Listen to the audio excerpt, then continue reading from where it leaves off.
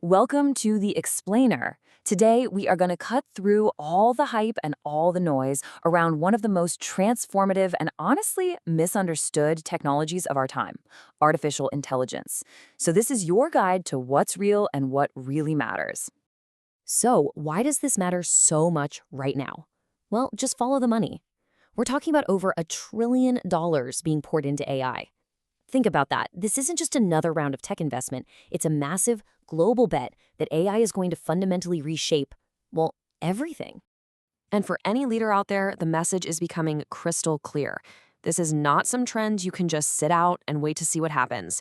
It's a seismic shift in the landscape. Ignoring it basically means choosing to fall behind. The real choice isn't whether to engage with AI, it's how. But look, to lead effectively, you first have to understand what AI actually is, and just as important, what it isn't. And that means we have to start by debunking the biggest myth of all, this idea that AI is some single, all-knowing being, kind of like what we see in the movies. The reality is actually way more interesting. You see, AI isn't just one thing. It's more like a family of different approaches that have been evolving for decades. And each one has its own unique philosophy, its own strengths. So let's meet the three main faces of AI. All right, the first face of AI we'll call the logician. Back in the 1950s, the pioneers of the field were aiming for what they called a general problem solver. And the ambition here was just staggering. They wanted to model all of human reasoning using formal logic to create a program that could solve literally anything you threw at it. Well, that dream of a general, all-knowing thinker proved to be really, really difficult. So the focus shifted. The next approach created what we'll call the specialist. Instead of trying to know everything, these expert systems were designed to know one thing incredibly well, using a huge database of if this, then that rules to actually outperform human experts, but only in one single narrow field. And that brings us to today, and the dominant form of AI, the pattern matcher. Now, this is a total game changer. Instead of being programmed with logic or rules, neural networks are actually inspired by the human brain. They're the engine of what we call deep learning, and they work by sifting through massive, and I mean massive, amounts of data to learn and recognize patterns all on their own. Okay, so now that we have a better handle on what AI actually is, these different approaches, we can finally tackle that other huge myth, the idea that these pattern matching machines are actually learning to think the way that we do. You know, this very question has been at the heart of the AI field since day one.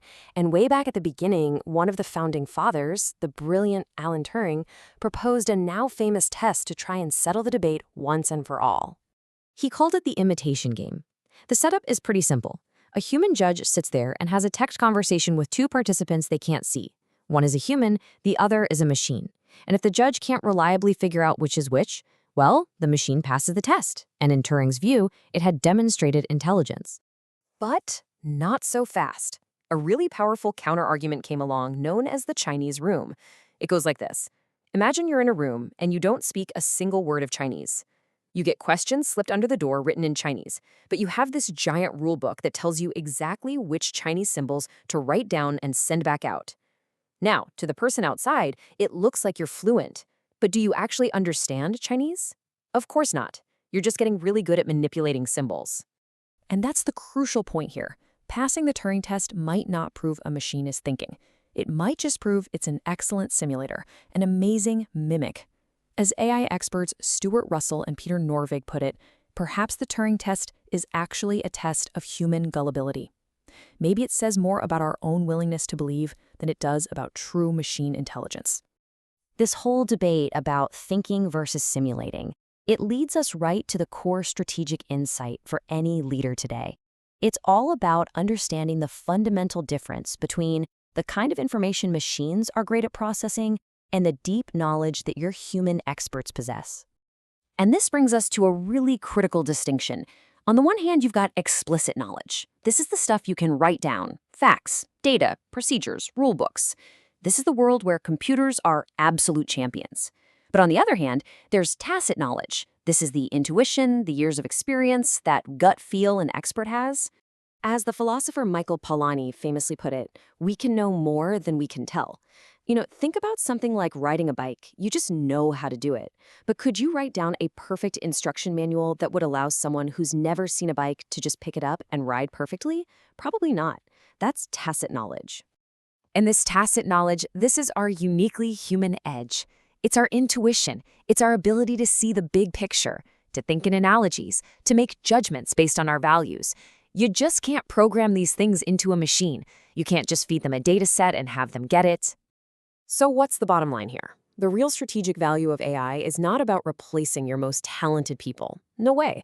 It's about giving them incredibly powerful tools that can handle all that explicit, data-heavy work, which in turn frees them up and amplifies their irreplaceable, uniquely human expertise. And that right there, that is the most important takeaway from our explainer today. We have to shift the whole conversation. The critical question for a leader isn't some philosophical debate about can machines think. The real question, the strategic one, is how can we think better with them? How can we partner with these incredible new tools to augment our own intelligence and make better decisions together?